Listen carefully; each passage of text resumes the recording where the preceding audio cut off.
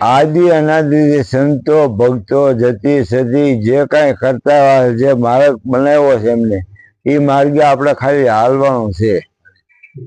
આપણને એવા સદગુરુ મળ્યા હોય, સાચા સદગુરુ મળ્યા હોય, સાચો રસ્તો બતાવ્યો હોય, તમને રસ્તો મળી ગયો એમ નહીં કરવાનું. હવે એ રસ્તે હાલવા માંડવાનું છે. હાલશું તો રસ્તો કપાય છે. અહીંયા ઉભા રહીને રસ્તો મળી ગયો, સાચો રસ્તો મળી ગયો તો રસ્તો કપાય નહીં.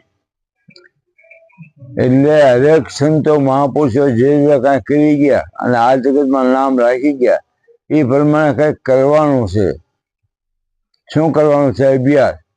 અભ્યાસથી આવીને કોઈ દી વાણી બને નહીં, અને વાણી બને તો જ આ જગતમાં નામ રહે. ગંગા સીધી બોલ્યા, દાસી જીવન બોલ્યા, કબીર સાહેબ બોલ્યા, રવિદાસ બોલ્યા, બધા વાણી બની વાણી દ્વારા કર્યા નથી તો બોલે છે. ગુરુના પ્રતાપે મીરાબાઈ બોલ્યા, એટલે મીરાબાઈ થઈ ગયા ને 5000 વર્ષ થયા તો બોલ્યા. હા, કેવી રીતે બોલ્યા? કે શબ્દ સ્વરૂપે બોલ્યા. એના શબ્દો પડ્યા આ જગતમાં.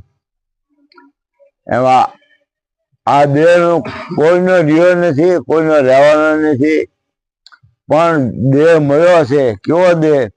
દેવને દુર્લભ એવો આ દેહ છે, એનો વિચાર નો લાવ્યા. મનુષ્ય દેહ મળ્યો અતિ મોંઘો, ફોગટ જન્મ ગુમાવ્યા. લાલન જને આત્મ નહીં ઓળખાયા. આવો દેવને